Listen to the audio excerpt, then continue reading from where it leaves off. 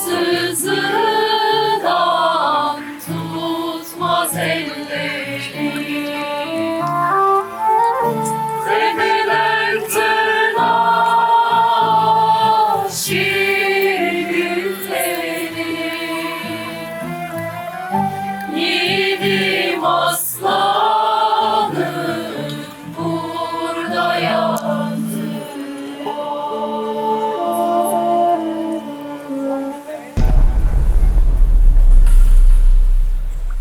6 Şubat 2026 sabahı.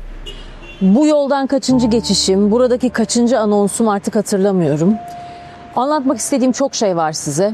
Hepsini hem bu acıyı yaşayanlar hem burada yaşayanların ağzından duyacaksınız, dinleyeceksiniz zaten programın içinde. Yeni yapılan evler var, hemen arkamda hatta görüyorum. Ama bu arada 3 yıldır aynı kalan yollar da var. Evlerine geçenler var, kurada ismim çıktı, ne zaman geçeceğim bilmiyorum diyenler de var.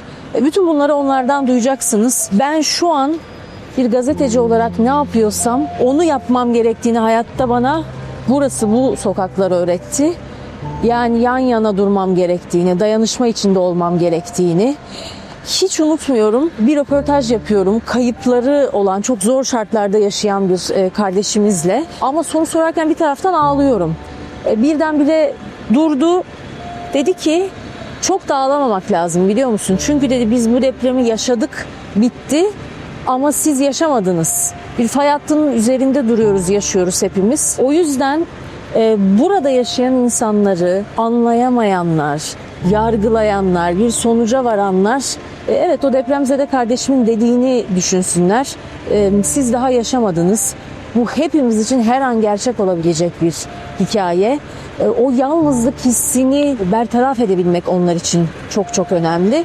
Burası Saray Caddesi. Dün akşam anmaların yapıldığı Atatürk Caddesi yenilenmişti. Yeni binalar vardı. Henüz içinde yaşam başlamamıştı benim gördüğüm kadarıyla. Kurtuluş Caddesi. Orası ışıklandırıldı, aydınlatıldı ama tabii ki bir taraftan da yapacak çok şey var. Onu da söylemek gerekiyor. Peki kim yan yana duruyor? Kim dayanışma içinde duruyor Hataylılarla, deprem bölgesiyle derseniz? Evet, gündemler biraz değişti. Artık hani deprem duymayalım, dinlemeyelim diyenler de çoğaldı. Ama siz lütfen deprem duyup dinlemek olarak görmeyin bunu. 3 senedir son derece onurlu bir şekilde hayatlarına devam etmeye çalışan insanların mücadelesinde onların yanında olabilmek adına görün. Ben herkese soruyorum. Ne söylemek istersin? Neyi bilsin insanlar istersin diye. O kadar sağduyulu yanıtlar veriyorlar ki. Mesela bir hanımefendi sırf bu anma için, Gamze Hanım, Gaziantep'ten gelmiş, yıllık izin almış. Aslında Hataylı.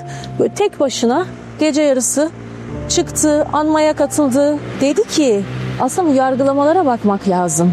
Yani hakikaten kolon kesen müteahhite ne olmuş? Ona izin veren yetkililere ne olmuş?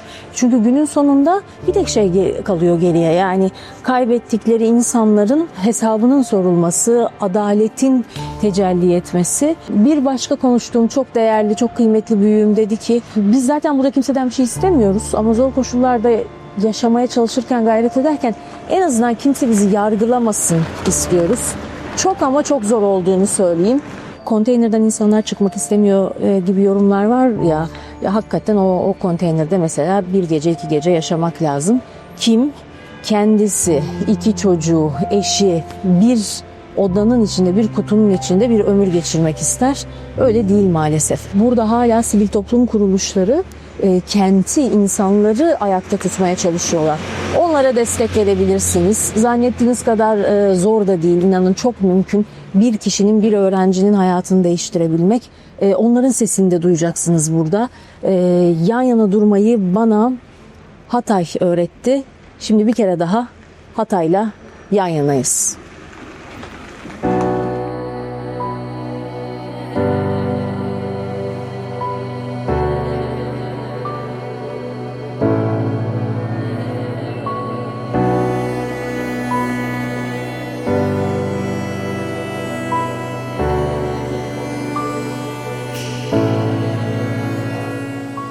Benim size Hatay'ı anlatmam için gerçekten şehre girişten başlamam lazım.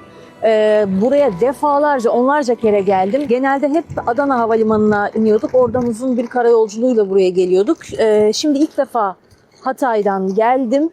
Geleceğim haberini duyduğu andan itibaren beni belki hayatlarında bir kere görmüş, sadece bir kere yazışmış ya da burada defalarca misafirleri olduğum büyüklerim, ablalarım, kardeşlerim hepsi dediler ki sakın hiçbir şeye ayarlama, biz geliyoruz, seni alacağız. Ama şimdi biz Mehmet Ali Bey ile gideceğiz. Kimdir derseniz Mehmet Ali Bey taksi şoförü. Onunla da sadece bir kere yazışmıştık. Dedi ki buraya geliyorsanız Duygu Hanım ben karşılayacağım sizi. Üstelik biliyor musunuz sadece bana özel değil bu. Çünkü 3 yıldır Mehmet Ali Bey ve meslektaşları her yıl dönümünde ücretsiz servis veriyorlar. Mezarlıklara gidip yakınları için dua etmek isteyenlere herhalde yarın da böyle olacak değil mi? Her sene olduğu gibi bu sene de ücretsiz servisimiz olacaktır. Mezarlıklara hem asili mezarlığı, aile mezarlığı hem de şehitlik mezarlığına ücretsiz servisimiz olacaktır. Şimdi biz hep beraber Antakya merkeze gidiyoruz. Bu akşam yürüyüşler, anma törenleri orada olacak. Hadi gidelim.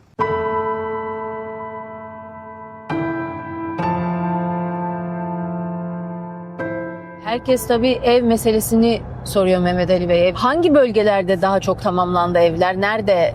Genelde Gülderen, Toygarlı, Dikmece taraflarında evler dağıtıldı. Çoğu evler %70 oranında hemen hemen dağıtıldı ve yerleşim oldu. Biz şimdi oralarda. hatta sizinle konuşurken bir Hemen solumuzda konteyner kent var. yanından geçiyoruz.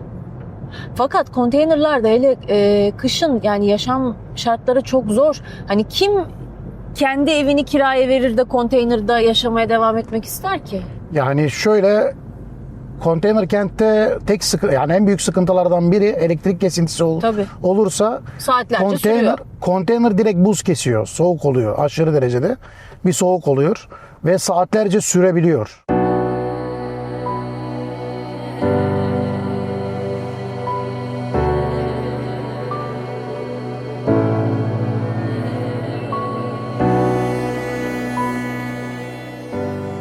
Havalimanından buraya kadar aslında normalden daha uzun geldik. Çünkü bu akşam yapılacak yürüyüşler, anma törenleri nedeniyle bazı yollar kapalı. Zaten trafikten her zaman şikayetçi. Özellikle deprem sonrası yolların durumu nedeniyle Hataylılar haklı olarak. Ama şimdi bomboş bir ana caddedeyiz. Neden derseniz birazdan burada bir sessiz yürüyüş başlayacak. Buradayız Hatay Derneği deprem sonrası kuruldu. Özellikle buradaki gençler için, öğrenciler için 3 yıldır çaba gösteriyorlar. Onlarla beraber biz de yürüyeceğiz ve vardığımız noktada da Hatay Akademi Senfoni Orkestrası'nın bir konseri olacak. Şimdi kalabalık yavaş yavaş toplanmaya başlıyor ama çok kıymetli Mehmet Ali Bey ile konuşacağız ki onu hatırlıyorsunuz zaten çünkü depremin 1. gününden itibaren her sahada mücadeleye başladı. O gün bugündür de mücadelesi sürüyor. Bu kaçıncı röportajımız bilmiyorum ama Evet. yani 3 yıl aradan sonra nasılsınız diye sorayım önce. İyi olmaya çalışıyoruz, umutlu olmaya çalışıyoruz, hep güzele tutunmaya çalışıyoruz. Memleketimizde olan her güzelliği görmeye çalışıyoruz. Ama tabii ki ahvalimiz bildiğimiz anlamda iyi olmak maalesef hala değil. 3. yılımızda maalesef ilk konuştuğumuz konuları, sizinle de konuştuğumuz konuları maalesef hala konuşmaya devam ediyoruz. Gerçekten mi? Ne gibi mesela? En basit haliyle temel insani ihtiyaçlar nedir? İlk aklınıza gelen elektriktir. Çok büyük sıkıntı. Bugün bile bütün elektrik kesikti. Geçtiğimiz günlerde çok uzun bir süre elektrik kesintisinden dolayı müthiş bir salgın oldu burada. Ben de, ailem de, küçük kızım da, annem de, insanlar burada hastaneleri doldurdular. Çünkü soğuktan herkes hastalandı. Yollarımız maalesef çok kötü. İnsanların bu noktada yani Hatay halkı müthiş bir sabır gösteriyor. Tabii ki altından kalkılacak işin büyüklüğünün de herkes çok farkında. Ama en nihayetinde insanız ve bir yerden sonra biraz normalleşmek ve normale dönmek istiyoruz. Yolların durumu bizi çok yoruyor. Toz çok ayrı bir sıkıntı. Şimdi bereket bu sene biraz yağmur yağdı ama yağmurun olmadığı zamanlar tozun tadını alıyorsunuz Duygu Hanım. Yani eve gittiğinizde o tozu elinizi yüzünüzü yıkamak istiyorsunuz. O kadar yoğun bir toz var ki şantiye alanı içerisinde yaşıyoruz. Bir de yani bu böyle bir gün 2 gün hani bizim gibi geldik haber yaptık döndük değil. O tozla beraber yaşadığınızı hayal edin sadece. Evet. Evet, Ankara'daki, İstanbul'daki dostlarımız şöyle birazcık tahayyül edebilirler. Hani mahallenizde, sokağınızda bir çalışma olsun. Sizi ne kadar yorar değil mi? Sürekli inşaat olsun Evet. karşıda gibi. Yani bir mahalle çalışması, kaldırım çalışması olduğunu düşünün ve toz olduğunu düşünün. 3 yıldan bahsediyoruz. Yani 1 ay değil, 5 hafta değil. 3. yılımıza geliyoruz. Artık yavaş yavaş temiz hava almak istiyoruz. Artık bir arabayla bir yerden bir yere giderken o çukurlara girip düşmek istemiyoruz. Kış olduğunda balçıkla, yazın tozla boğuşmak artık istemiyoruz. Elektriğimiz olsun istiyoruz. Böyle temel insani ihtiyaçlar birazcık daha iyileşirse artık buranın halkı zaten gerekli metaneti ve o sabrı bence gösteriyor ama biraz artık yorulduk. Bence dayanışmayı da gösteriyorlar. Çünkü az önce ben Buradayız Hatay'ı anlatıyordum izleyicilere ki bilenler çoğunlukta onu da biliyorum ama Evet. Hatay halkı zaten bir dayanışan bir halk. Kesinlikle. Hiç tanımadıklarıyla bile. Kesinlikle. Ama yine dayanışma rolü size düştü. Buradayız Hatay'da neler yapıyorsunuz? Bir de tabii izleyene seslenelim. Neye Tabii. ihtiyaç var sizin için? Tabii. Ya Buradayız Hatay'ın şu an yaptığı çok fazla iş var. Artık onları tek kalemde sayamıyorum ama özellikle gençlerimiz burada bütün hayattan koptukları için eğitim hayatını ve kültür sanat hayatında onları destekliyoruz. 152 öğrencimize, bu sene 112 öğrencimize burs veriyoruz. Büyük bir sanat merkezi açtık. İçerisinde büyük bir kütüphane var. Gençlerimiz orada ücretsiz bir şekilde gelip internetten, işte çay kahveden faydalanıp ders çalışabiliyorlar. Hemen şunu sorayım, burs veriyoruz dediniz, programın adı da Yan Yana. Evet. Sizinle yan yana durmak isteyenler de ben de bir öğrenciyi sahiplenebilirim diyebiliyor mu bunu izleyenler? Kesinlikle, kesinlikle. Bu yıl için bir öğrencimizin yıllık burs miktarı 30.000 TL. Tamam. Bağışlarıyla destek olurlarsa ne mutlu bize. Buradaki öğrencilerimiz çok dezavantajlı durumdalar. Hem ders çalışma alanları anlamında hem de kültürel, sosyal anlamda bütün dünyadan kopuklar maalesef. Biz Buradayız Hatay Derneği olarak bu açıkları da kapatmaya gayret ediyoruz. Bizimle birileri yan yana durmak isterlerse de çok çok mutlu oluruz. Buranın ihtiyaçları maalesef ki hala çok ciddi bir şekilde devam ediyor çünkü. Şöyle yapalım, eğer isterlerse kimileri yani hiç isimleri anılsın istemiyor. Ama hani buradan da bir çağrımız olsun. Evet. Bu çağrıdan sonra da arayan gönüllüleri biz de yan yana da duyuralım destekleriyle beraber. Bunun da sözünü ben vermiş olayım. Virgül attım Tamam. ama devamını ne olur siz anlatın. Tamam, tamamdır. Yani bizim yaptığımız projelerden bazıları da işte gençlerimizi alıp işte sanatçılarla buluşturuyoruz. Sanat alanında onların gelişimini sağlamaya gayret ediyoruz. Onun haricinde en önemli şeylerden biri Duygu Hanım, burada bir araya gelmek, yan yana durmak bile başlı başına bir umut doğuruyor insanlara. Bu yeni açtığımız merkezde insanlar yan yana geliyor. Destek olmak isteyenler gönüllümüz olabilirler, üyemiz olabilirler. Bize bağışlarıyla destek olabilirler. Yakın bir zamanda elektrik kesintilerinden dolayı jeneratörümüz yoktu. Çocuklar o kadar üşüdüler ki gidip mangal yakmak zorunda kaldık onları ısıtmak için. Bu tarz bağışlarda bulunabilirler. Sayfamızı takip ederlerse zaten orada arada bir ihtiyacımız olduğunda bunları da paylaşıyoruz. Birileri bize destek olmak isterlerse de başımızın üstlerinde yeri var. Biz memleketimiz Hatay'ı yeniden ayağa kaldırmaya çalışan bir grubuz. İnşallah o günler de gelecek. İnşallah buralı olmayan misafirlerimize en azından söylüyorum. Sizleri güzel memleketimizde, güzel Hatay'ımızda çok daha güzel günlerde ağırlamayı çok çok istiyoruz. Hep zaten sizden güzellik görüyoruz ve en kötü günde bile biz hep güzel ağırlanıyoruz. Bir kere ben bunu söyleyeyim. Artık kendimde misafir kabul etmiyorum Yok, siz gerçi artık ama ev sahibisiniz artık burada. gerçekten öyle. Bir de hakikaten çok fazla haber olduğu için ev meselesini sorsam. Yani ev meselesi şöyle söyleyeyim. Kamuoyunun önüne getirilenler gibi değil. İnsanlar burada evleniyor. Özellikle şehir merkezinde bahsediyorum. O şehir merkezi genelde kamuoyunun önüne çıkarılıyor. Sosyal medyada da, ana akımda da. Evler boş. Kimseye ev verilmedi. Evler teslim edilmedi. İnsanlar hala konteyner kentlerde. Kendi çabalarıyla evlerin önünde kurdukları evlerde, prefabrik yapılarda. Hiçbirimiz şu an kendi evlerimize gitmedik. Yani o görünen evler evet yapıldı. Ben şeyini söylemek istiyorum Duygu Hanım. Buradaki insanlara çok üzen bir şey bu. Kimse kendilerine birinin acımasını beklemiyor. Ama yansıtıldığı gibi de burada müreffeh bir hayat varmış. Yani şartlar tamamlanmış, evler tamamlanmış, her şey yoluna girmiş gibi yansıtılması buradaki insanları kırıyor. Çünkü sabrediyorlar, güçlü durmaya çalışıyorlar ama yansıtılan bu gerçek dışı görüntüler biraz insanları üzüyor. Çünkü insan bu kadar zorluktan sonra bir de neyse hadi keyfiniz yerindeymiş. Özellikle yakın zamanda yapılan biliyorsunuz malum yorumlar ve o tespitler, dahiyane tespitler buradaki insanları inanın bu yollardan, bu tozdan, bu yoksulluktan ve yoksunluktan çok daha fazla kırıyor ve yoruyor. Onu söyleyebilirim. İnsanlar biraz daha dikkatli olsunlar. Nasılsınız diye de sorayım. İyiyiz. Yani iyi olmak zorundayız. En başından beri. Birilerinin burada iyi olması gerekiyor ki yanındakini tutabilsin. Yanındakinin elini tutabilsin.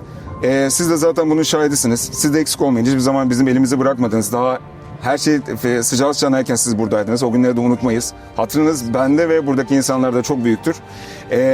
İyi olmak zorundayız. O yüzden iyiyiz. Bizim bugün Buradayız Hatay Derneği olarak yaptığımız bu yürüyüşte şöyle bir anlam taşıyor bizim için. Kişisel bir yerden de söylüyorum. Yas tutma alanlarımız yok. Sizinle ilk konuşmamızda size demiştim ki yasımızı tutmaya fırsatımız olmadı diye. Bu tarz yürüyüşler, bu anmalarda birazcık o yasımızı yaşayabiliyoruz. Acımızı rahatça yaşayabiliyoruz. Ama genel anlamda iyi olmaya çalışıyoruz. Siz Nida'yı hatırlıyor musunuz diyeceğim. Onun o olduğunu bilmeden hatırlayanlar çoğunlukta. Çünkü Nida kim biliyor musunuz? Kendisi de Hataylı. Çok tesadüfen tanıştık. İyi ki tanıştık ve depremin 1. yıl dönümü yaklaşırken o ve ailesindeki şahane kadınlar haftalarca, aylarca gelen yardım taleplerini ihtiyaç sahipleriyle buluşturdular. Ama nasıl çaba gerektiren bir süreç, o hiç anlatmıyor. O yüzden ben anlatayım dedim. Bu akşam da yani yıl dönümü bizi çok acıtan bir vesile ama bu vesileyle de olsa kavuştuk. O yüzden ne diyeyim bilmiyorum. 3 yıldan sonra nasılsın diyeyim mi? İyiyim Duygucuğum, daha iyiyim. Yani iyi olmak durumundayız bence an be an. Ama bu zorunluluk olduğu için değil. Hakikaten de insan yaşama bağlanınca, tutunca, devam edince yaşamak o şekilde sanki bir de öyle iyi olmaya bizim böyle bir şeyimiz varmış. Böyle devam ettiriyoruz. Buradayız, Antakya'dayız, Hatay'dayız. İşimize devam ediyoruz. Burayı bir şekilde yaşamaya devam ediyoruz. Yaşatmaya.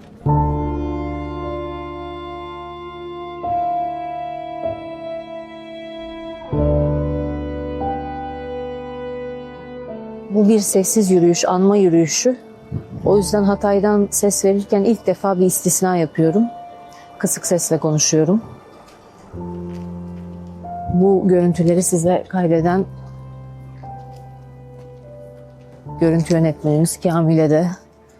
Çünkü hakikaten zor bir şekilde yapıyor işini. Biraz yardımcı olmak istedim.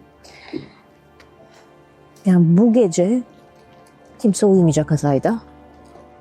Şubat ayının neredeyse tamamında olduğu gibi.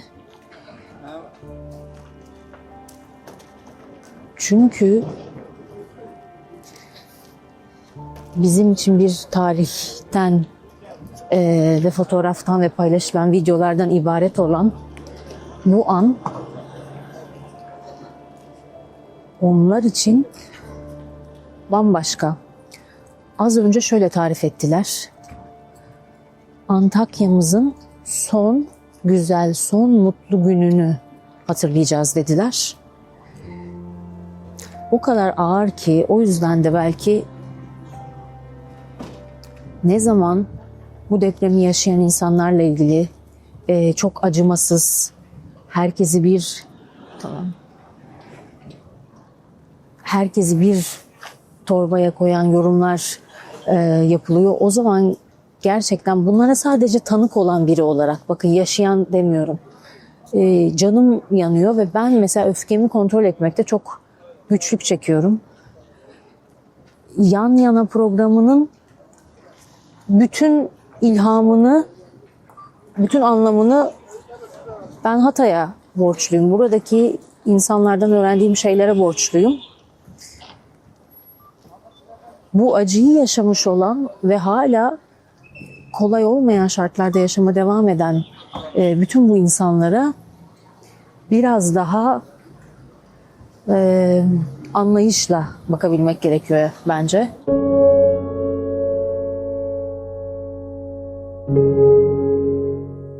Uğur Mumcu Parkı'na ulaştı kortej. Burada Hatay Akademi Senfoni Orkestrası'nın bir konseri olacak. İlk yılda bu azalmayan bir acı ama gerçekten hani orkestra üyeleri çalarken, söylerken hani bir taraftan ağladığımız çok zor bir konserdi. Şimdi değişen ne var sorusuna ağırlıklı olarak hiçbir şey yanıtını alıyoruz. Bir kere duygusal olarak hiçbir şey değişmiyor, acı azalmıyor. Bir taraftan da hem kayıplarla ilgili adalet bekliyor aileler, hem devam eden deprem davaları ile ilgili adalet bekliyorlar. İşte hep söylüyorum ya, yani biz yıl dönümü geldiğinde hatırlıyoruz, paylaşıyoruz, konuşuyoruz ama acı burada sabit kalıyor. O yüzden kaybettikleri canlarla ilgili adalet sağlansın istiyorlar. Şimdi gelin beraber sahneye doğru yaklaşalım. Bu arada tabii depremin olduğu 4-17 yani aslında zamanın durduğu yer. Ama bir taraftan da kırıldığımız yerden yeşereceğiz yazmışlar oraya. Parkın adının rahmetli Uğur Mumcu'nun adını taşıması da ayrıca anlamlı ve değerli.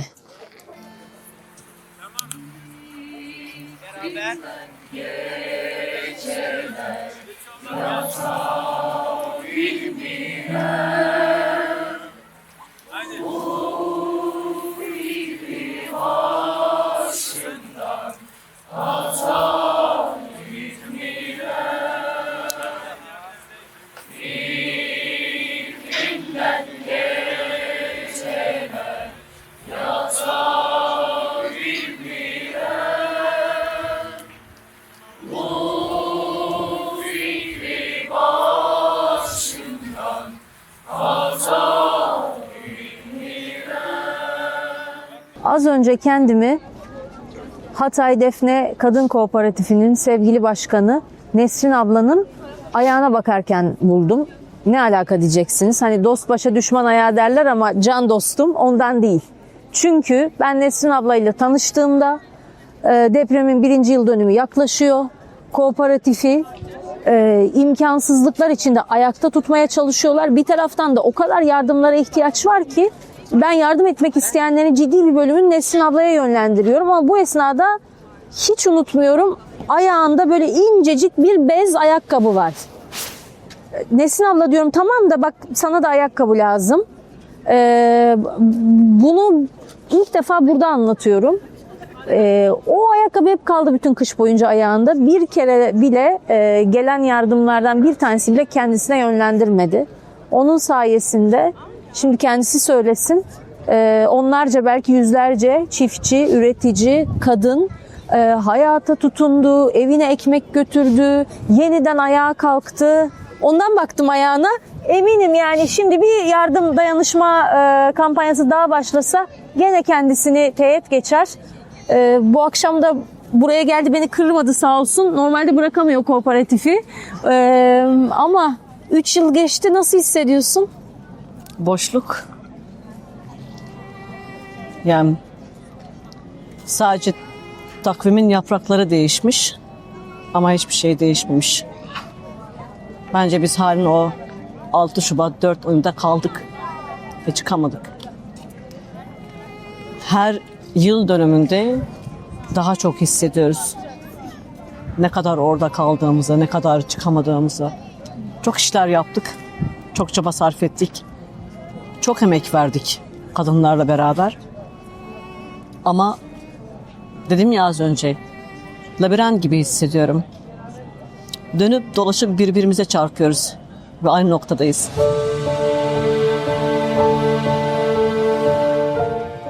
Çok sevgili Emel Hanım'la burada tanıştık. Bugüne tanışmak nasip oldu. Hatay Akademi Orkestrası'nın çok kıymetli şefinin annesi. Ben de diyordum ki şefimizle, orkestra üyelerimizle konuşalım ama anneler önce gelir. Size ve gelen herkese çok teşekkür ediyoruz. Bizim sesimiz oluyor. Her zaman. Bizim duygularımızı paylaşıyorsunuz. Yani ağlamadım bugün. Ben de büyük kayıplar yaşadım depremde. Ablam yeğenlerim 5 tane. Başınız sağ olsun. Sağ olun. Ama yine teşekkür ederim gelen herkese, katılan herkese. Var olun. Siz de var olun. Hikayenizde inşallah karşılaşırız. Ay kısmet bugüneymiş. Çok severek takip ediyorum. Deme orkestra falan. Yani bizim de çok ilgileniyorsunuz. Hatay'a çok gelip gidiyorsunuz. Evet. Takip ediyorum severek. Çok teşekkür ederim. Altay baş tacımız. Ben sizler gibi insanlar gerçekten tanımadım hayatımda. O yüzden benim için ikinci memleketim diyorum. Bugün böyle 2 şarkıyı dinlediysem 3'ünde böyle uzakta durabildim gibi ama 3 yıl geçti. Siz ne hissediyorsunuz? Nasılsınız? Önce onu sorayım. Ya biz iyiyiz. Gerçekten iyiyiz. Onu söylemiyorum. Ya en azından HEYSO olarak, yani bizim Hatay Akademi Senfoni Orkestrası olarak ilk günde söylediğimiz gibi sanatın biz iyileştirici ve sağaltıcı gücüne çok inanıyoruz. Önce bizde bu sağaltımı yarattı, iyileşmeyi yarattı ve dokunabildiğimiz her yerde bunun etkisini gördük. Yani o iyileşmeyi gördük sanatın sayesinde. 1. yıl dönümüne yaklaşıyordu. Dedim ki orkestranın yaşaması lazım. Destekler çok önemli. Nasıl gitti devamında yolculuk? Ki ayakta kalmamızı sağlayan çok güzel sivil toplum kuruluşları var. Gerçekleştirdiğimiz, şehrimiz için gerçekleştirdiğimiz projeler var. Müzik projeleri, eğitim projeleri. Onun sayesinde orkestra üretiyor ve üretmesi onu ayakta tutuyor. Bir taraftan da şimdi niye Masal'ı sıkı sıkı tutuyorum diyecek ki ne oluyor bu kadar sıkı gitmesin bir yere, büyük yetenek çünkü bu yetenekleri sıkı tutmak lazım. Bir taraftan öğrenci yetiştiriyorsunuz değil mi? Birini gördün mü? Canım Masal röportaj- şöhret bence. Evet Masal. Hiç önemli değil tabii. Hiç önemli değil. Bak sanatçıya saygı böyle olur yani. Röportajımızı bölebilirsiniz, hiç sıkıntı yok. Bir taraftan da öğrenci yetiştiriyorsunuz. Evet. Yani bu aslında depremden önce de olan bir süreçti. 6 Şubat'tan önce de başlayan bir süreçti. Hatay Akademi Çocuk ve Gençlik Orkestrası'nı biz 2022'de zaten kurmuştuk. Sonra depremle beraber sekteye uğradı. Ama depremden sonra da hep diyoruz ya, ayağa kalkacağız, bu şehir ayağa kalkacak. Kültürüne ve sanatına sahip çıkacağız. Orada bence kilit nokta şu: çekirdekten o dönüşümü, o ayağa kalkışı çocuklarla yapmak. Yani bizler öğrenci yetiştirirken bu şehrin sanat aktörlerini yetiştiriyoruz aslında. Yani bu şehrin sanatçılarını, dışarıdan gelen destek, dayanışma çok çok kıymetli. Ama sürdürülebilirliği sağlayacak olan, kalıcılığı sağlayacak olan bu şehrin kendi sanatçılarının buradan yetişmesi. Ve kanatlanıp uçması.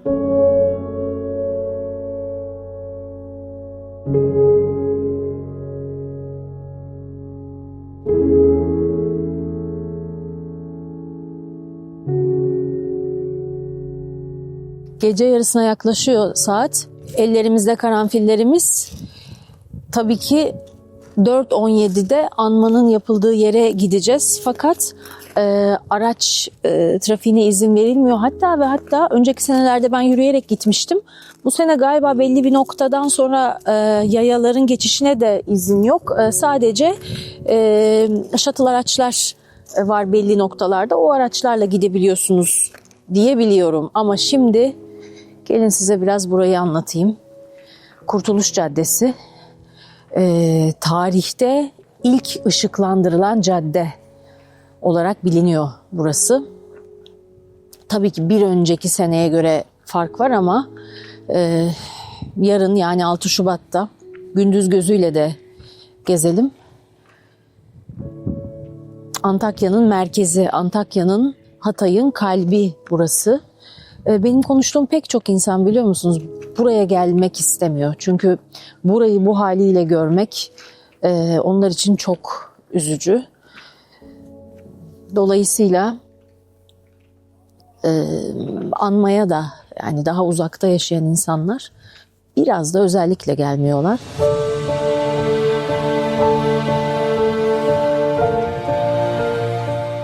...6 Şubat 2026 saat 3.40.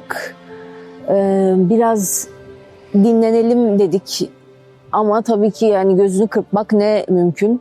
Ben de kıymetli arkadaşım, bu görüntüleri size aktaran sevgili Kamil de tabii ki hiç uyumadık. Kimse uyumuyor Hatay'da. Şimdi neredesiniz diye sorarsanız burası Dağ Mahallesi. Aslında kaldığımız otelle anma töreninin yapılacağı yer, yani Asi Nehri'ne karanfiller bırakacağımız yer mesafe olarak çok yakın. Fakat yollar kapatılıyor. Hatta şöyle de bir haber geldi. Sadece araçlar değil, yaya trafiğine bile kapanmış olacak. Dolayısıyla biz de o kısa mesafeyi uzun bir araba yolculuğuyla aşıyoruz. ve şimdi törenin yapılacağı yere gideceğiz. Bir taraftan da hatırlar mısınız gündüz erken saatlerde size Mehmet Ali Bey'i tanıtmıştım. Yani birkaç saat sonra insanları gönüllü olarak, ücretsiz olarak kabristanlara götürecek. Ama uyku yok herhalde. Hayır. Mehmet Ali Bey, değil mi? Valla bu saatte de sağ olsun imdadımıza o yetişti. Şimdi güzelim Antakya'yı böyle görüyoruz ama tabii ki o kimsenin görmeye alıştığı Antakya değil. Atatürk Caddesi burası. Uzunca bir yolu yürüyerek geliyoruz çünkü trafiğe kapalı. 4:17'ye yaklaşıyor saatler.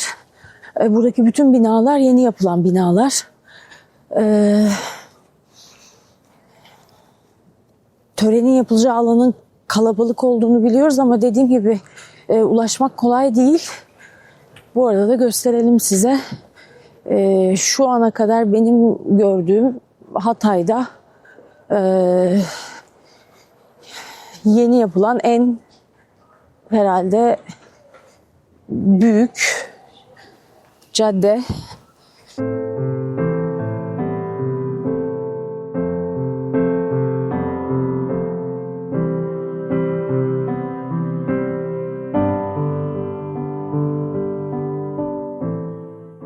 Bilmiyorum kaç kere geçmişimdir buralardan ama tekrar soruyorum burası orası mı diye çünkü tanımamın imkanı yok.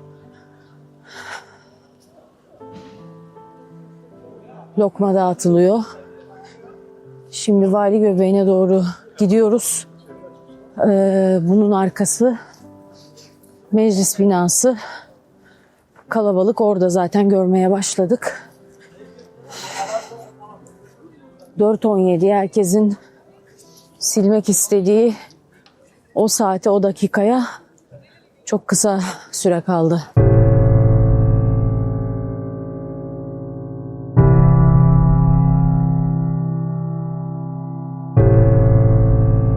Antakya merkezde herkes ayakta, herkes sokakta. Farklı yerlerde toplananlar da var. Onu da biliyoruz çünkü işte yollar kapalı, mesafeler herkes için yürünebilecek halde değil, ulaşılabilir değil. İşte bir grup Uğur Mumcu bulvarında toplanıyor. Atatürk Caddesi'nin sonunda resmi tören alanı. O tarafa doğru yürüyen yüzlerce insan var.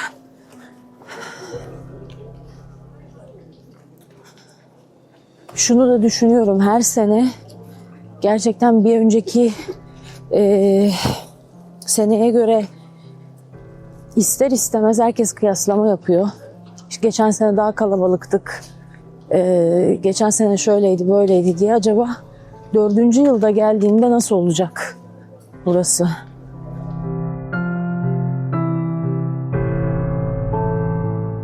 Saat 4:17'yi uzun bir sessizlik ve saygı duruşu olarak izleyeceksiniz. Sadece birkaç dakika geçti.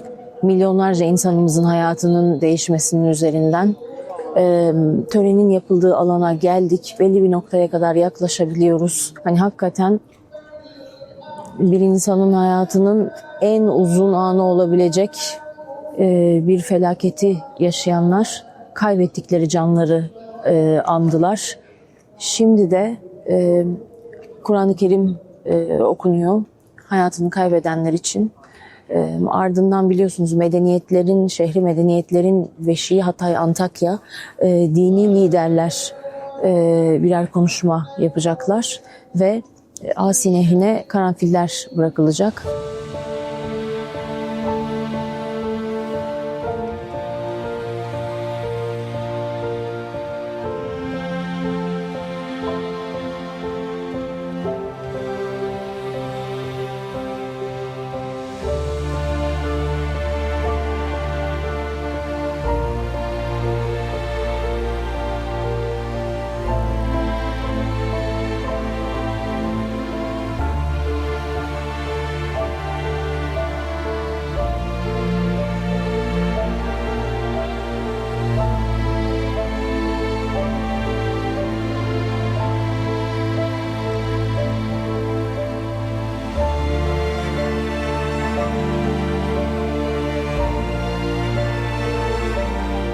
Elektriksizlik şimdi de sabahtan beri. Dün de yok. Elektriğimiz yok. Bunda kayıtta mıyız? Tabii. Şimdi hakikaten yani bilmemeniz çok normal de anlatayım. Şöyle o- normalde. Heh, böyle mi? Evet, normali bu. Kara kış dışarısı nasıl rüzgar soğuk biliyor musunuz? Yani uçarsınız. Şimdi elektrik bir gidiyor saatlerce. Ne saati gülüm, ne saati gözünü sevdim. Günlerce. O Günlerce. günde o karın yağdığında gece sabah ezelinden kesildi. Öğlenden sonra 2'ye doğru geldi. Zaten öldük o zaman. Şöyle bölüm bölüm değişti. Mesela ben geçen size de söyledim. Şu anda İskenderun TOKİ'ler bitti. Evet. Bitti. Herkes de oturdu mu? Çoğunluğu. Çoğunluğu oturdu. Üçüncü etap kaldı. Üçüncü etap anahtarlar da bu ay teslim ediliyor ve bitiyor. Herkes eline yerleşiyor. Şimdi İskenderun tamam kalkındı. Ben geçen de dedim ya, hatta %80'i şu anda İskenderun bitmiş durumda. Şehir olarak da bitti.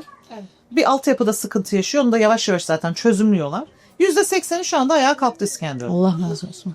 İskenderun'un bu tarafından geldiğimiz zaman mesela Belen'den sonra başlıyor artık sıkıntılar. Yani yavaş ilerlemeler buradan başlıyor. Bakmayın, bir sofranın etrafında toplandık. Yüzüm gülüyor çünkü canlarımı gördüm. Ben onları çok seviyorum. Burası Belen. Deprem olduğunda Hatay'a ilk girdiğim yer, ilk konuştuğum insanlar. Bir kere daha geldim ama şimdi böyle ışıl ışıl görüyorsunuz ya burayı. Bizim kameranın ışığı aydınlatıyor. Çünkü bugün 6 Şubat ve bilin bakalım ne yok? Elektrik yok. Hatta Kamil'den rica edeyim, arkadaşımdan, normalini bir görün. Normalimiz bu. Buna bir de soğuğu ekleyin. Dışarıda o kadar sert bir rüzgar var ki, hava o kadar soğuk ki. Bu koşullarda devam ediyor. Burada hayat. Ama sağ olsunlar, işte yani Hatay sofrası böyle bir sofra. Yine o kadar zor koşullarda bu sofrayı donatmışlar. Birbirimizi gördük diye yüzümüz gülüyor ama 3 yıl geçti. Hocam sizden başlayayım mı? Eskiden hocam diyorum çünkü Necla hocam buraya çok yakın bir sivil toplum örgütünün 2 yıl boyunca, öyle zannediyorum, yürüttüğü bir, İnsanların buluştuğu, öğrencilerin çalışabildiği, işte sosyal anlamda vakit geçirebildiği bir merkez vardı. Bir senedir o merkez de kapandı. Necla hocam oradan hocamız, hepimizin hocası. Ben de hala öyle diyorum ama hocam, yani artık ne soracağımı da bilmiyorum ama 3. yıl. Ne diyorsunuz? Ya 3. yıl evet. Ben az önce dedim ki elektrik yok. Siz dediniz ki keşke sadece elektrik olmasa. Yani elektrik yok. Maalesef elektrik yok. Birçoğu hala evine geçemedi. 3. yıl, 3. kışını hala konteynerde geçirenler var. Bazı bölge bölge değişiyor. Az önce hatta sizinle yine sohbet ederken de söylemiştim. Bölgeye göre değişiyor. Hatay'ın bir kısmı kalkınırken diğer kısmı çok yavaş ilerliyor. İskenderun çok güzel ayağa kalktı ama Belen ve Antakya kesimi yavaş ilerliyor. Elektrik yok, evet. Sadece onunla kalsa diyoruz çünkü iş yok. Maaşlar çok düşük. Kişi ev tutmak istiyor. Mesela Kiralar çok yüksek. Fatoş şu anda kiracı, konteynerde kalıyor, ev tutmak istiyor ama kiralar o kadar yüksek ki. Yani ben her zaman diyorum, insanlığımızla beraber insanlığımızı yitirdik depremde. Bu arada Çok fahiş fiyatlar. Şimdi kiralar için hakikaten Çok sohbet fahiş. ediyoruz. İstanbul fiyatları.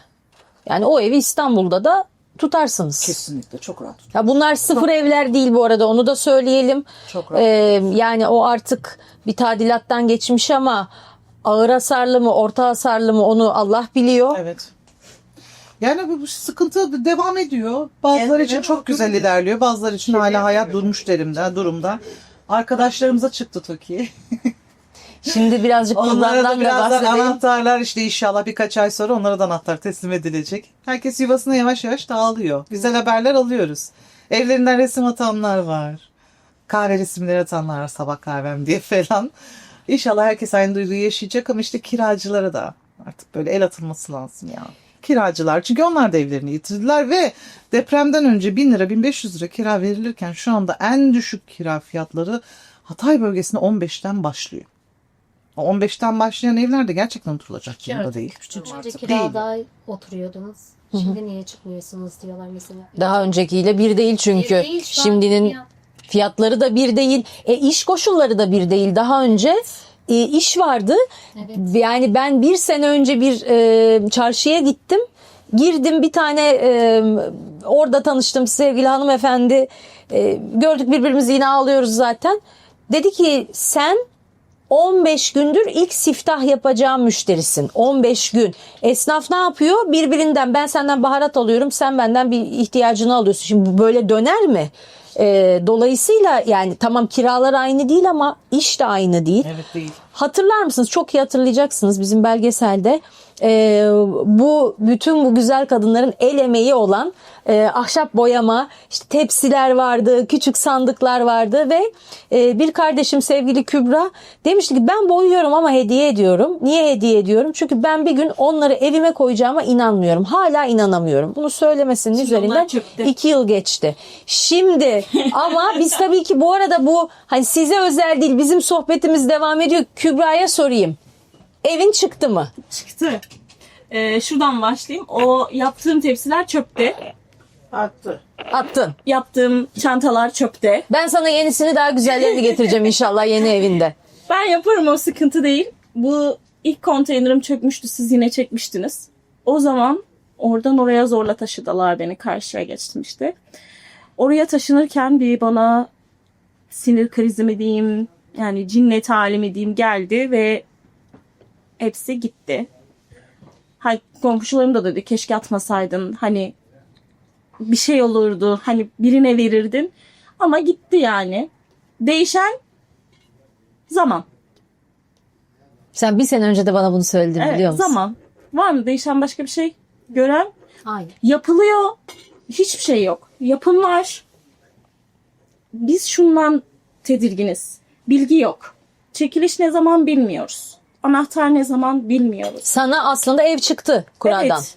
Evet. Çıktı ama gidip mesela göremiyoruz. Hadi diyoruz ki inşaat alanına gidip göremiyoruz. Amenna, doğrular, haklılar.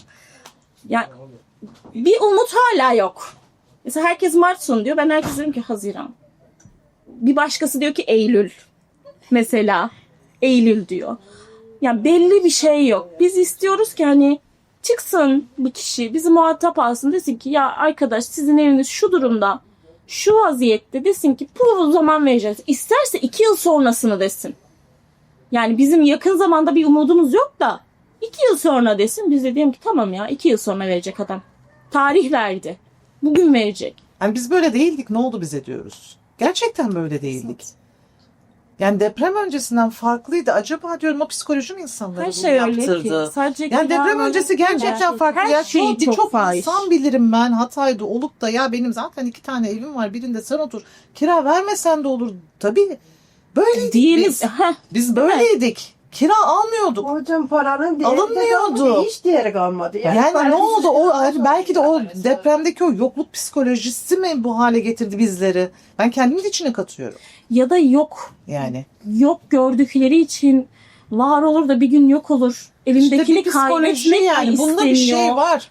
Ya da kaybedersem ne yaparım diye mi Evet. düşünüyor? Artık Ben gene de şöyle söyleyeyim, bu sıkıntıyı çeken insanlar olarak sizi insanlığın büyük kısmından çok daha ileride, çok daha vicdanlı, çok daha onurlu görüyorum. Neden? En azından dışarıdan öyle bakıp atıp tutmuyorsunuz. Ya hayır. Kimseye de yapmıyorsunuz Yok, bunu. Yani burada şimdi bir işleyişteki bir aksaklıktan bahsediyorlar. Vallahi yani bu kısım kayıtta değil ama ben söyleyeyim. Orada bile dengeli olmaya çalışıyorlar ki yani insanın dengeli olmasının çok zor olduğu anlar bunlar. Yaşamayan çok bilemez. kızgınız. Ama hani diyorlar ki ya bir dakika tabii hakkını yemeyelim. Şunlar var. Ama tabii şuradaki eksiklik de artık bu. Ya ama şimdi şöyle bir şey var. Ya kar yağmış. Madalyonun 2 yüzü diye bir şey var. Tabii 2 gün elektrik yok, öyle düşünün ya, ne yapacaksınız? Yani. Ne yapacaksınız? Şu an oturduğunuz, beni izledin, bu da kış günü yayınlanacak. O evinizde elektrik yok, 2 çocuk 3 çocuk eşiniz, ne yapacaksınız? Her şey. Yarım saat elektrik gidiyor da hani telefonlardan sosyal medyalarınıza giremiyorsunuz, herkes kafayı yiyor. Ay o mu kapanmış, Yine bu mu bilmem pozitif ne. olmaya çalışıyoruz. Mesela Songül Hanım az önce ne dedi? Çok daha hani yerle bir etmemiz.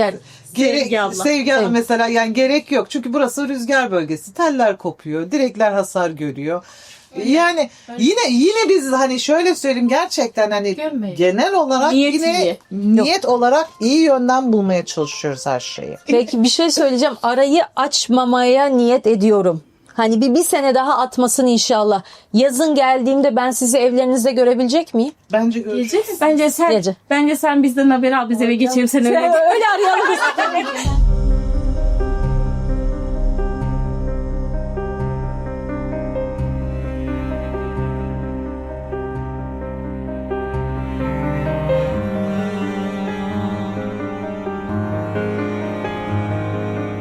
Bu sene çok farklı anlatıyorum. Çiğdem ablayı aslında tanıyorsunuz. Buradaki insanların hep sesi oldu ama ben nasıl tanıştım onu anlatacağım. Hemen şimdi olduğumuz konteynerin yanında bir aile sağlığı merkezi var.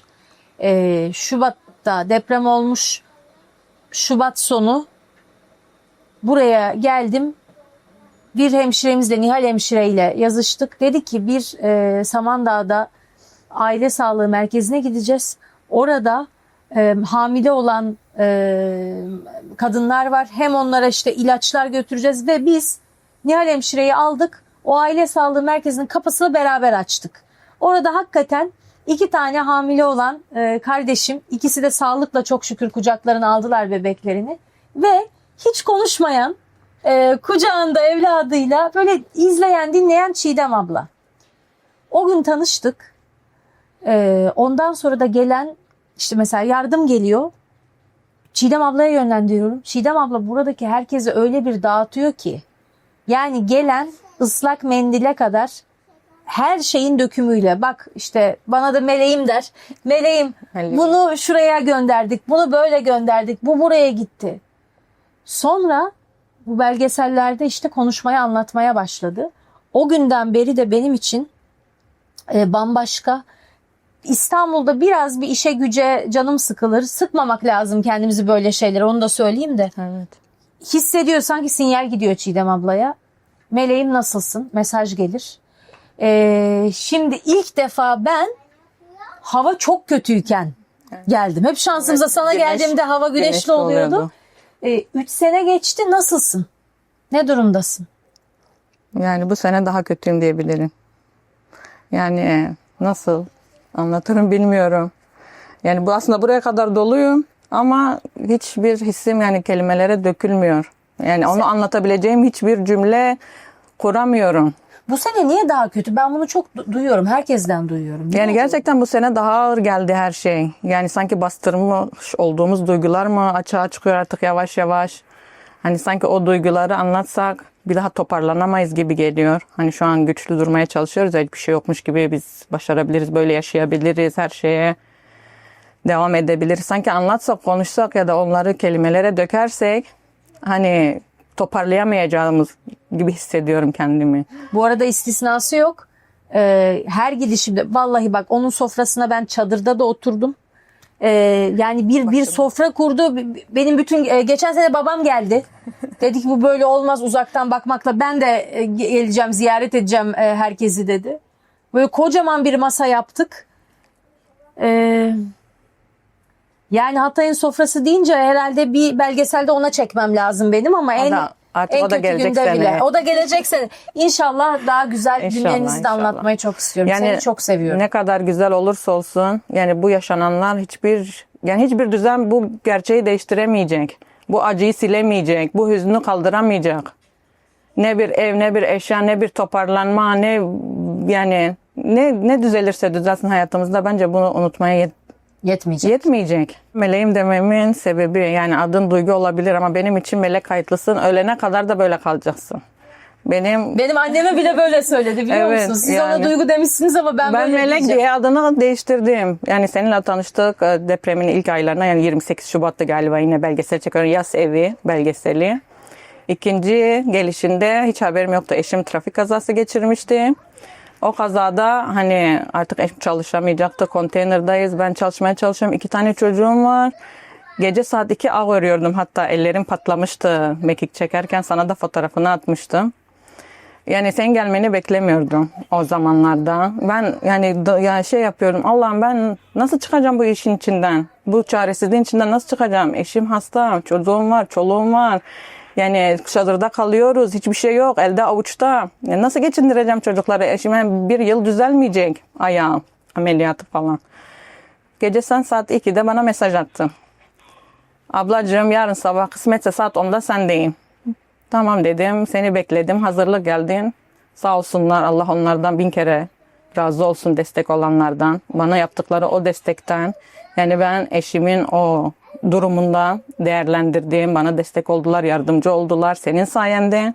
O yüzden senin adın benim için bir melek. Gerçekten yani bazen insanlar hani zorluğa düşüyor, dara düşüyor.